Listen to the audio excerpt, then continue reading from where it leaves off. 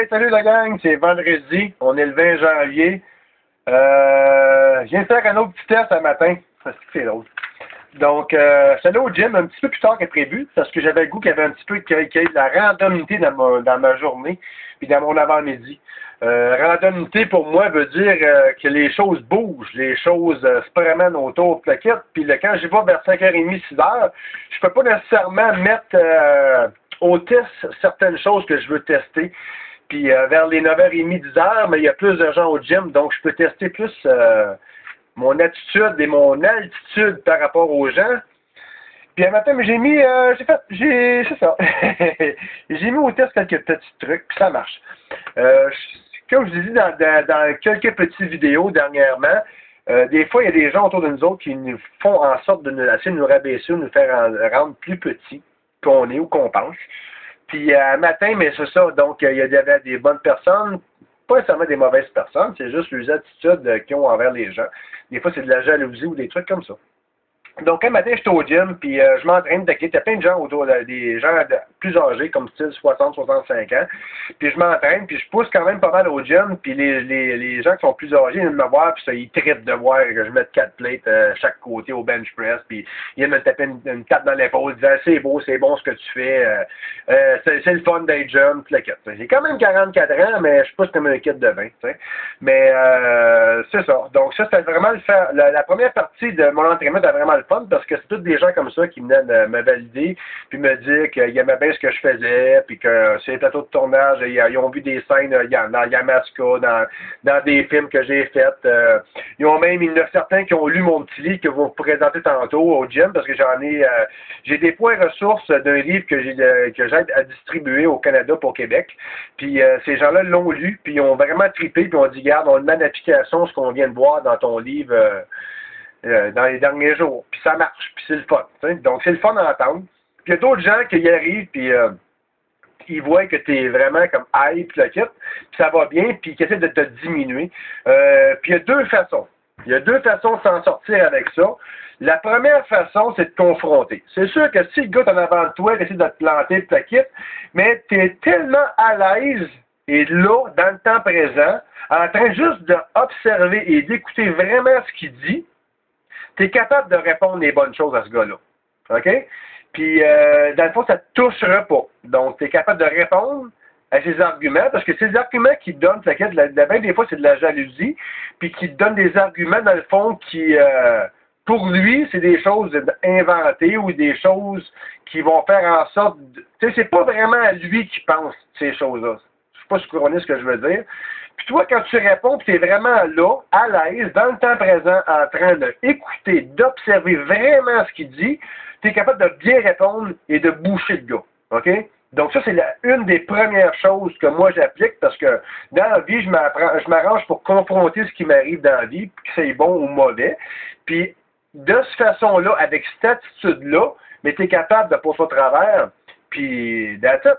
Puis l'autre façon, c'est vraiment le fait d'ignorer. Donc, si vous ne vous sentez pas à l'aise de pouvoir confronter la personne pour peu importe le sentiment intérieur que vous sentez, vous ne vous sentez pas à l'aise de pouvoir confronter la personne qui vous dit des méchancetés, mais faites juste l'ignorer. Faites comme si ça ne vous touche pas. Faites comme si, par dans le vide, vous faites juste l'ignorer. Il va capoter, c'est sûr, parce qu'à quelque part, il veut créer un effet sur vous. Il veut faire en sorte que vous vous sentez moins bien pour la seule et unique chose que lui veut se valoriser. Donc, quand il fait ça, de cette façon-là, c'est pas nécessairement pour de vous diminuer son point de vue. C'est vraiment pour que lui se sente plus haut que vous. OK?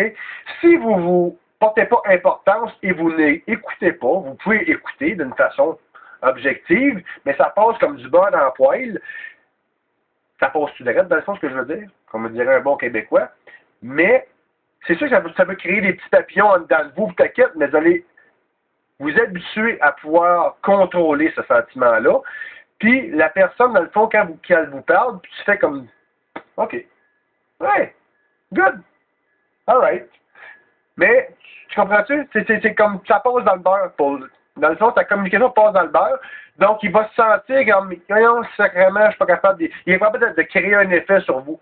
Donc, à ce moment-là, écoute, ça va passer du bon emploi, ça va prendre quelques minutes, puis le gars va juste partir. Il va partir carrément, il va s'en aller dans votre univers, la kit, puis c'est vous qui allez être cause. Parce que dans une communication ou un cycle d'action ou un truc qui se passe dans la vie, il y a deux points sources. Il y a le point cause puis le point effet.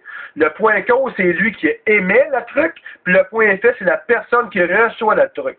Donc, si vous voulez être cause, parce que moi, dans la vie, je m'arrange pour être cause, c'est de faire en sorte que je émets le truc, puis si la personne me donne une communication que j'aime pas, bon, que soit j'applique le point de vue de confronter pour que je sois cause dans cette affaire-là, ou de l'ignorer, ça passe comme dans le vide, puis dans le fond, c'est comme ça ne me touche pas, donc je suis pas effet. Donc, c'est ça. Puis dans la vie, mais il faut être compétent. Puis la compétence, c'est pas juste au travail, ça peut être aussi dans la façon qu'on opère dans la vie. Donc, c'est ça. Vous voulez dire un petit quelque chose, c'est que le niveau de survie d'une personne dépend de sa compétence. Elle va périr dans la mesure où elle est incompétente. Donc, il faut encourager et devenir compétent et encourager les activités des gens qui veulent être compétents. Donc, ça, c'est un petit truc que je vais démontrer dans mon petit livre. Le chemin du bonheur. Donc, c'est quelque chose que j'ai aidé à distribuer. J'ai distribué beaucoup. Écoute, j'ai quand même plusieurs centaines d'exemplaires qui sont promenés. Même des fois, l'autre jour, j'étais au stop à une lumière, et j'ai vu un gars en train de lire dans un abribus mon livre. Donc, c'est vraiment trippant. Donc, c'est ma façon de pouvoir aider la société ou aider mes amis proches, ma famille, plaquette. Donc, si vous en voulez, écoute, je peux vous donner les points sources où où que la distribution se fait, ou carrément, mais envoyez-moi par email votre adresse que je vais vous en envoyer un exemplaire.